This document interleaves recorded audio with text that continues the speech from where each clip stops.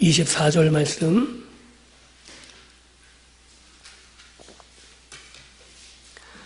골로새서 1장 24절, 차리셨으면 저와 여러분들이 함께 한 목소리로 봉독합니다. 같이 읽습니다. 나는 이제 너희를 위하여 받는 괴로움을 기뻐하고 그리스도의 남은 고난을 그의 몸된 교회를 위하여 내 육체에 채우노라. 아멘. 이번 한 주간을 고난 주간이라 그럽니다. 주님께서 십자가에 달려 죽으시고 부활하시고 그리고 주의 교회가 이 땅에 태동된 이후에 매년마다 주님께서 당하신 그 고난을 기억하며 그 의미를 되새기는 주간을 매년 보내고 있습니다. 이번 주간을 보내면서 오늘 수요일을 준비하면서 과연 어떤 말씀이 우리들에게 필요할까라고 고민하면서 기도하다가 오늘 말씀이 눈에 들어왔습니다. 왜냐하면 사도 바울의 고백에 의하면 고난을 기뻐한다고 표현하고 있거든요. 한번 여쭤보겠습니다. 고난 받으시는 게 기쁘십니까? 그거는 거의 병적인 거죠, 그죠? 고난 당하는 게 기쁘면 병원에 가봐야 돼요. 고난은 절대 기쁜 게 아닙니다. 주님께서도 제자들에게 기도를 가르치면서 시험 받는 것도 피할 수 있게 기도를 요청하잖아요. 우리가 유혹받는 거든 아니면 우리가 연단을 받는 거든 시험도 하나님 앞에 피할 길을 위해서 기도하는데 하물며 고난이겠습니까? 그런데 오늘 이 사도 바울의 고백을 통해서 알 수 있는 건 우리가 감내하고 기뻐해야 되는 고난도 있다는 거죠. 그것이 바로 주님께서 우리를 위해 당하신 고난과 어떻게 보면 일맥상통하지 않을까라고 생각해 보았습니다. 한번 여쭤보겠습니다. 부모-아이 관계에서 자녀들이 부모에게 용돈을 달라고 설득할 때 설득되어야지만 용돈을 주십니까? 설득이 안 되면 용돈을 안 주시나요? 만약에 그런 관계라면 그거는 가족 관계가 아니라 그럴 수 있죠. 회사에 들어가서 프로젝트를 할 때에는 설득되어야지만 그것이 타당해야만 프로젝트가 개시가 되고 거기에 합당한 지출을 하게 되는 거죠. 그걸 거래라고 이야기한다면 이 세상에 있는 대부분의 모든 관계는 거래로 존재하는 거죠. 학교에서도 아이들이 수업을 받고 학교 생활을 하는 것도 거래인 거죠. 일종의. 내가 앞으로 어떻게 살기 위해서 그것을 몸소 배울 기회를 얻는 거에 불과한 거죠. 그런데 가족 관계로 들어오면 다른 겁니다. 가족 관계는 거래가 아니죠. 관계가 우선인 거예요. 내가 자녀들에게 용돈을 주는 것은 그 아이가 용돈을 받을 만해서가 아니고 그 아이가 하는 일이 합당해서가 아니라 내 아이이기 때문에 용돈을 주는 거죠. 이게 신앙생활에도 그대로 적용될 수 있는 겁니다. 신앙생활은 기브 앤 테이크가 아니죠. 내가 뭘 주어야 되기 때문에 하나님이 내가 줄 만큼 주는 것이 아닌 겁니다. 이것을 우리는 분명히 해야 될 것 같습니다. 신앙은 투자가 아닙니다. 만약에 신앙이 투자라고 내가 무엇을 받기 위해 지금 헌신하는 거라면 어떻게 보면 우리는 싹을 요구하고 있는 거죠. 내가 일한 노동의 대가를 하나님 앞에 지금 요구하고 있는 것, 그 이상도 그 이하도 아닌 거죠. 우리가 예배하고 우리가 헌금을 드리고 우리가 봉사하는 것, 이것이 내가 무엇을 얻기 위한 거래라면 그것은 전혀 기쁘지 않습니다. 오히려 내가 헌금을 드리고 내가 봉사하고 예배를 드렸을 때 하나님이 나에게 무엇을 해주지 않는다면 그때는 화가 나는 거죠. 왜요? 내가 그만큼 했는데 내가 그만큼 노력하고 내가 그만큼 내 모든 것을 들였는데 왜 이런 일이 나에게, 왜 우리 자녀에게 이런 일들이 라면서 하나님 앞에 원망과 불평이 나오기 시작할 수밖에 없고 마땅한 대가를 요구하게 되는 겁니다. 우리가 부모님을 모실 때 그만큼 내가 무엇을 모셨다고 부모님에게 대가를 요구하지 않잖아요. 그죠? 우리 큰 아이가 초등학교 때 어버이 주일에 목사님이 설교라는 걸 들었어요. 그래서 부모님을 모시고 사는 사람 손 들어보라고. 왜냐하면 부모님을 모시고 사는 사람에겐 상을 주기 위해서 부모님을 모시고 사는 사람 손을 댔더니 우리 아이가 초등학교 2학년짜리가 번쩍 대서 손을 들었어요. 내가 부모님을 모시고 산다고.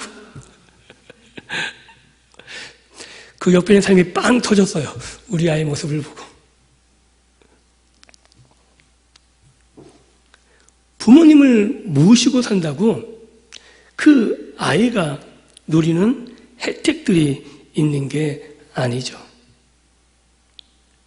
왜 이게 굉장히 중요하냐면 우리가 신앙생활할 때 가족관계에서 대가를 요구하지 않고 오히려 내가 부모님을 위해 봉사하는 게 기쁨이고, 왜? 나를 위해 한 수고를 내가 알고 있기 때문에 내가 부모님께 뭘 해드리는 게 기쁘고 즐겁지 않으신가요? 그냥 그 아이가 이쁘기 때문에 그 아이에게 내가 뭔가를 해주는 게 오히려 더 기쁘고 즐겁지 않으신가요? 아이가 거짓말하는 거 뻔히 알아요. 아이가 거짓말해서 엄마 아빠를 속이고 용돈을 억지로 받아내가지고 뭘 사고 싶은지 알아요.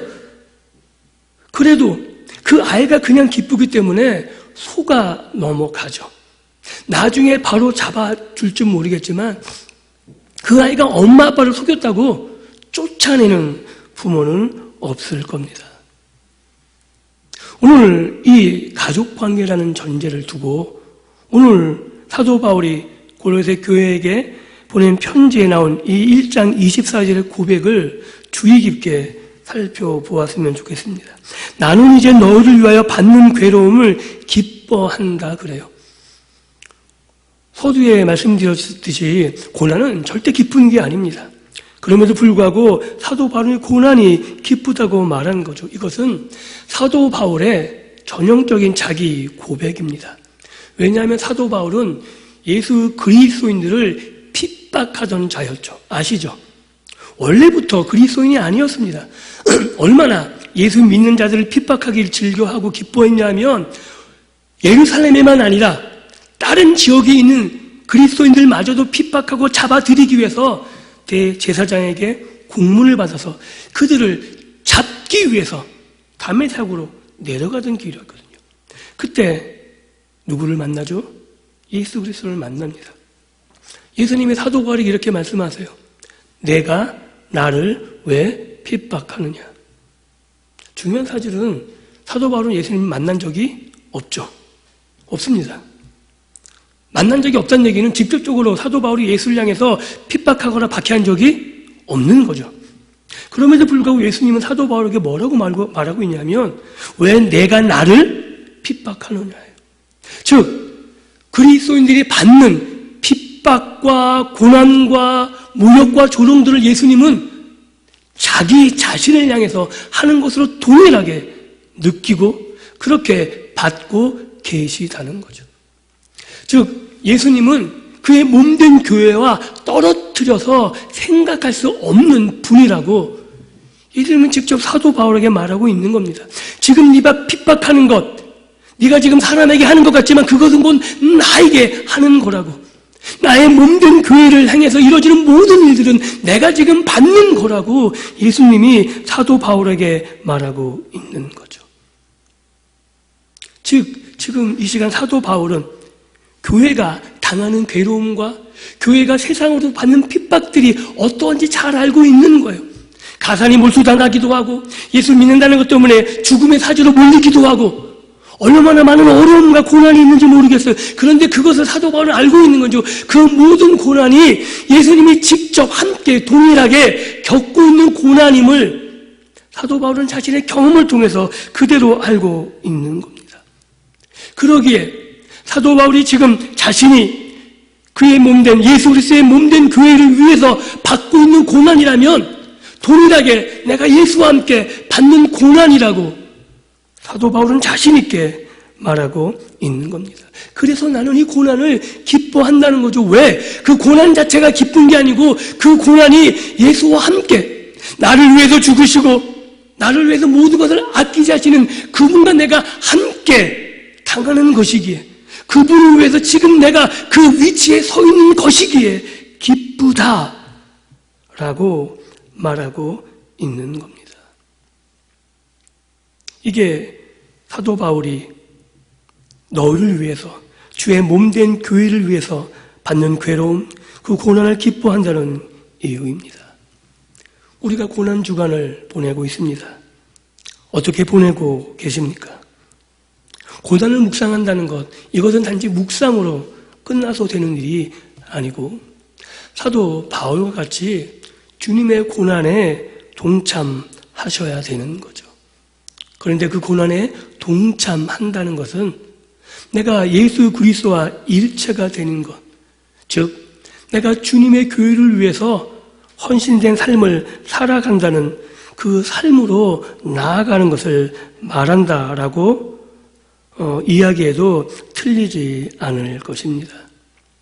우리가 고난주간 묵상하면서 여인의 이야기를 성경을 통해서 특별히 복음서를 통해서 많이 알게 될 것입니다. 또한 많이 보게 되는 거죠. 오늘 아침에도 목사님께서 말씀하셨듯이 향유를 부은 여인이 있는 거죠. 그런데 다른 복음서에서는 바리새인이 이 여인을 무시하고 멸시해요. 그리고 예수님이 이 여인을 그대로 두신 이유는 이 여인이 어떤 여인인지 몰라서 그대로 두셨다라고 말을 해요. 그때 예수님이 비유를 드시죠. 어떤 사람은 1만 데나리온, 어떤 사람은 100데나리온. 탕감을 만약에 둘 다 받았다면 어떤 사람이 더 사랑하겠느냐예요. 답은 아주 명확하죠.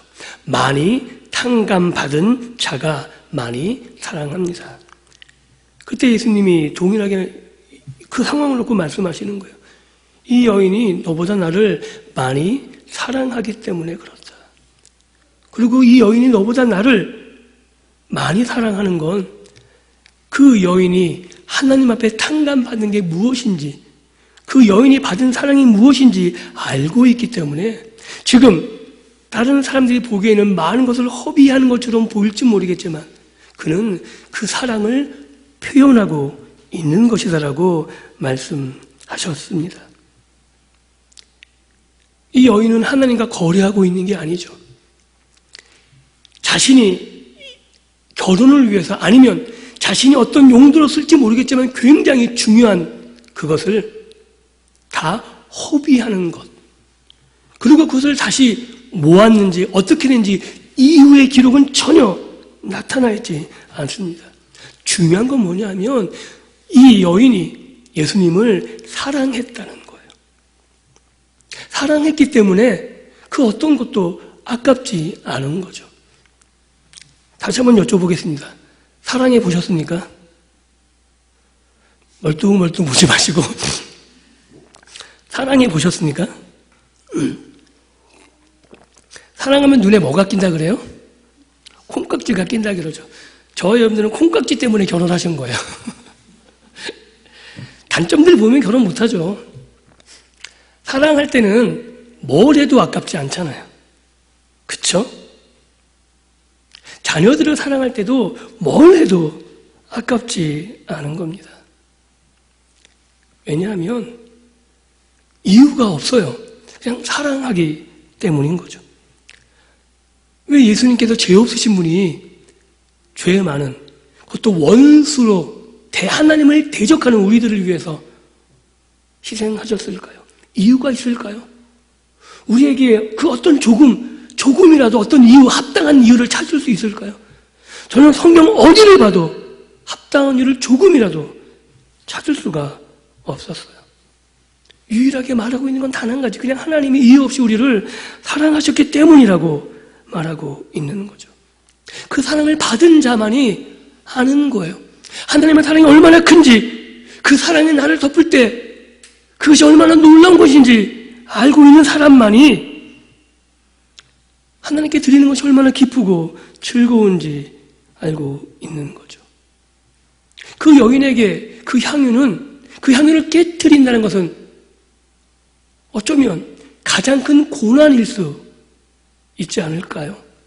그 이후의 삶이 어떻게 보장되지도 않은데 둘의 뜰을 들인 과부, 그게 전 재산이라면 그 이후의 삶이 전혀 보장되어 있지 않은데 그것을 드리는 게 어쩌면 그 여인에겐 가장 큰 고난이고 괴로움일 수 있는데 그 과부나 향연을 드린 여인은 오히려 그것을 고난과 괴로움으로 생각하지 않고 기쁨이요, 즐거움이요, 행복함으로 받아들였다고 저는 생각을 해요. 왜냐하면 하나님을 사랑하니까. 하나님이 나에게 베푸신 은혜가 얼마나 큰지 알기 때문에 내 이후의 삶이 전혀 눈에 들어오지 않아요.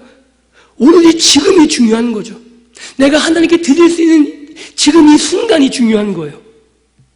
그것이 얼마나, 이게 중요한 게 아니라 내가 하나님 앞에 헌신할 수 있다는 것이 이 사람들에겐 굉장히 큰 즐거움이고 기쁨이었던 거죠. 지금 사도 바울의 고백을 말로도 표현한다면 내가 지금 이 괴로운, 내가 지금 주의 교회를, 주의 몸된 교회를 위해서 받는 이 괴로움이 하나님 앞에 내가 나를 위해서 죽으신 예수님 앞에 헌신할 수 있는 기회에 있는 거예요. 내가 지금 주님에서 뭔가를 하고 싶은데 내가 주님의 교회를 위해서 고난을 받고 괴로움을 당한다면 내가 주님을 위해서 뭔가를 하고 있다는 것, 이것이 기쁨이고 즐거움이라고 말하고 있는 거죠. 이런 고난의 즐거움에 참여해 보셨습니까? 내가 하나님 앞에 드릴 수 있다는 것, 이것이 정말 즐겁다는 것을 경험해 보셨습니까?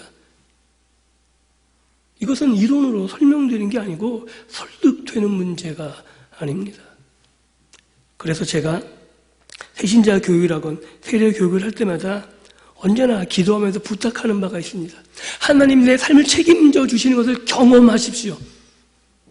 하나님이 정말 나에게 공급하시는 것, 내가 벌고 내가 다 아는 것 같지만 그것이 정말 하나님의 은혜임을 깨닫는 것을 경험하십시오. 이것이 경험되지 않으면 하나님께 11조를 드리는 것, 하나님에게 헌금하는 것, 이것처럼 어려운 게 없을 겁니다. 내가 시간을 들여 봉사하는 것, 이것이 기쁘지 않을 겁니다. 이것은 투자가 아니고 거래가 아니기 때문에 그렇습니다. 당장 내가 내일 먹고 살 게 없다 할지라도, 내가 내 뒤에 미래가 보이지 않는다도 보장됐기 때문에 하나님 앞에 드리는 것이 아니라 그냥 이 순간 이것을 드리는 게 좋은 거죠. 사도 바울이 남은 이후에 평안과 즐거움과 행복을 위해서 고난을 받은 게 아니라 내가 주님의 고난에 들어가는 것, 거기에 주님이 계시고 그 주님이 계신 곳에 내가 있는 것, 그것이 기쁘고 즐겁기 때문에 고난의 자리에 들어가고 있는 것 아닙니까? 사랑하는 성도 여러분, 주님께서 지금도 고난을 당하신다 그럽니다. 사도 바울의 표현에 의하면 그리스의 남은 고난을 그의 몸된 교회를 위하여 내 육체에 채운다 그래요. 주님의 고난이 부족한 게 아니에요. 십자가에 달려 죽으시면서 예수님이 말했어요. 다 이루었다고. 조금도 부족함이 없습니다. 그럼에도 불구하고 그리스의 남은 고난이 있다 그래요. 그것은 지금도 예수 그리스도인들이 주님을 위해서 주의 몸된 교회가 세상에서 당하는 핍박과 고난, 그것을 주님께서 자기의 것으로 느끼신다는 표현인 거죠. 아마 세상 끝날 주님이 다시 오시는 그날까지 주의 교회는 세상으로부터 핍박을 받을 겁니다. 세상은 교회를 멸시하고 조롱합니다. 한 번도 예수를 높인 적이 없어요, 세상은. 세상은 교회를 향해서 선대한 적이 한 번도 없습니다. 세상이 우리를 선대할 거라고 기대하지 마십시오. 전도해 보시면 알잖아요. 쉽게 전도가 될 것 같은데 그 사람이 참 선하기 때문에 그렇게 선한 사람이 예수를 믿을 것 같은데 안 그래요. 세상은 예수 그리스도를 향해서 한 번도 선한 마음을 가진 적이 없습니다. 그들은 예수 그리스도를 조롱하고 멸시하고 박해하는 위치에 서 있는 거죠. 그리고 그 고난을 예수님은 동일하게 자신의 것으로 받아들이고 계십니다. 그래서 사도 바울은 그의 남은 고난을 그의 몸된 교회를 위해서, 즉 예수님이 지금 당하시는 주의 몸된 교회와 동일하게 느끼시는 그 고난의 현장에 내가 들어가면 그 고난을 내가 감당하는 것이라고 말하고 있는 거죠. 그것이 사도 바울이 고백하고 있는 그리스도의 남은 고난이란 의미입니다. 우리가 지금도 예수 때문에 고난을 받고 계십니까? 집에서 예수 믿는다는 이유 때문에 조롱과 멸시를, 아니면 내가 있는 곳, 그것이 직장이면 직장, 아니면 친구들의 모임이면 모임, 그 어떤 곳에서 내가 예수를 믿는다는 것 이유 때문에 조롱과 멸시를 받고 계십니까? 그 자리에 예수님이 함께 계십니다.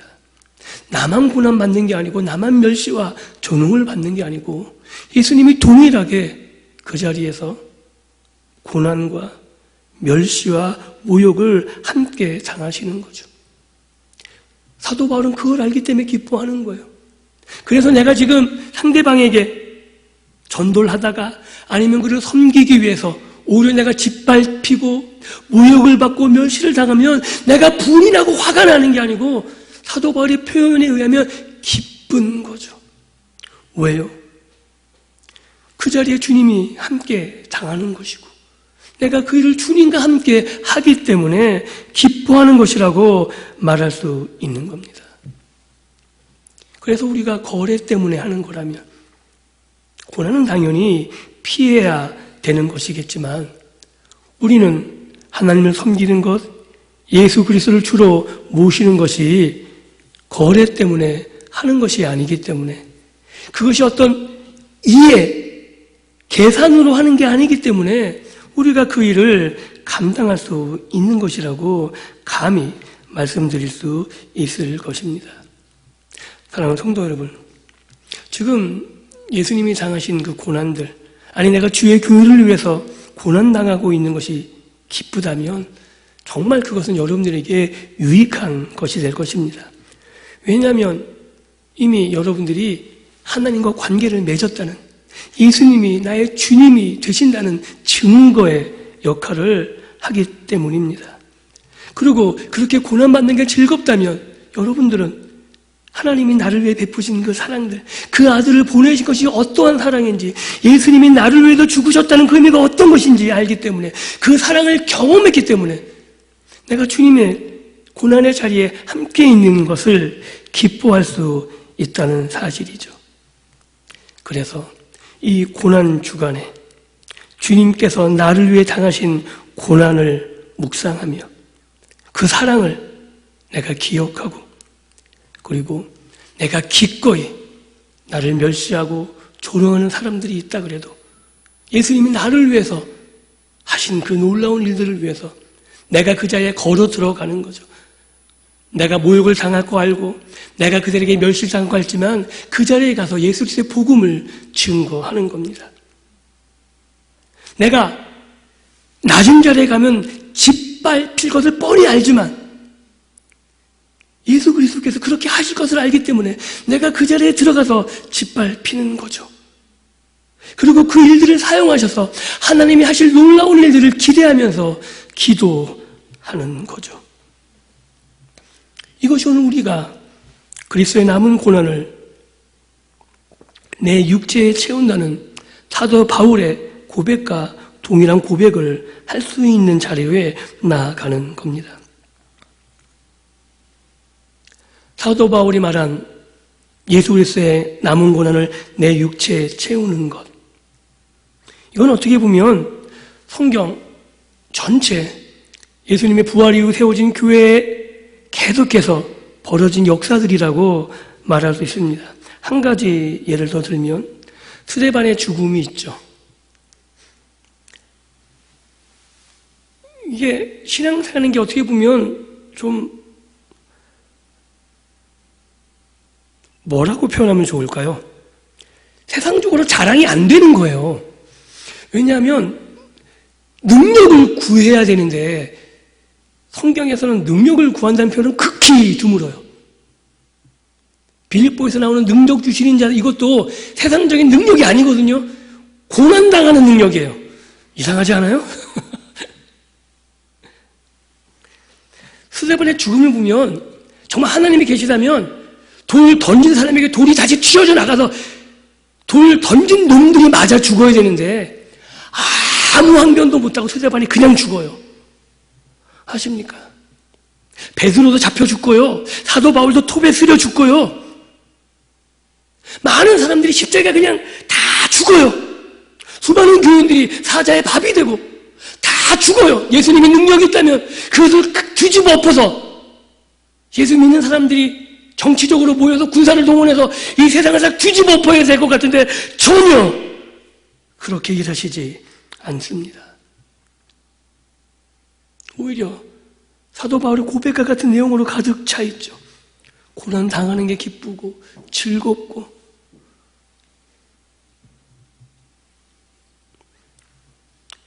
이 일이 가능한 이유는 하나님이 보시는 것과 우리들이 보는 것과 다르기 때문입니다. 우리는 보는 시야가 한정되어 있다는 사실 아십니까? 우리가 보는 건 이 세상이 전부입니다. 여러분 아무리 신앙적으로 영적으로 민감하다 그래도 영의 세계를 온전히 볼 수가 없는 거고 하나님이 예비하신 본향 우리가 전체를 볼 수가 없는 거죠. 그래서 우리가 죽어서 가는 거라고만 인식하는 거예요. 그런데 성경은 죽어서 가는 게 아니고 예수를 믿은 그 이후의 삶이 영원한 삶이라고 이미 계속해서 말하는데 우리는 그 세계가 전혀 보이지가 않는 거죠. 그래서 우리의 사고방식은 자꾸 세상에 맞춰져 있어요. 쉽게 세상적인 경험과 세상적인 모든 것이 나를 지배하게 되는 거죠. 그런데 하나님은 알고 계시는 게 세상이 다가 아니고 세상이 전부가 아닌 겁니다. 세상이 전부였고 세상이 모든 것의 총체였다면 하나님은 이 세상에서 우리를 전부 다 높여주셨을 것이고 정치적인 나라를 만드셨을 것이고 그 나라가 이 세계를 지배하게끔 하셨을 거예요. 능히 그러실 능력을 가지고 계십니다. 그런데 그렇게 하지 않으십니다. 왜냐하면 우리가 가야 될 곳이 있거든요. 우리가 하나님과 함께 해야 될 일들이 있다라고 성경은 분명히 말하고 있기 때문에 그렇습니다. 말씀을 맺습니다. 우리의 시선은 세상에 고정되어 있지만 하나님께서 바라보시는 것은 세상이 아님을 우리가 분명히 깨달았으면 좋겠습니다. 그리고 우리가 하나님께 일한다는 것, 그것은 능력을 받는 삶, 세상적으로 성공과 번영을 이루는 삶이 아니라 예수 그리스도의 자리에 내가 함께 있는 것, 그것이 어떤 곳이든 간에 예수님이 계신 그곳에 있는 것이 우리의 기쁨이고 즐거움이 될 수 있기를 주님의 이름으로 축복합니다. 주님께서는 동일하게 주의 몸된 교회를 위해서 지금도 고난받으시는 그 현장에 계십니다. 우리가 세상의 영광을 추구하는 것이 아니라 주님께서 계신 그곳에 내 삶을 헌신하고 그리고 내가 가진 그것을 가지고 나아가서 그 사랑을 표현할 수 있는 그리고 그렇게 내가 예수님을 위해서 하나님을 위해서 무엇인가를 할 수 있는 그 기쁨으로 가득 좀 채워졌으면 좋겠습니다.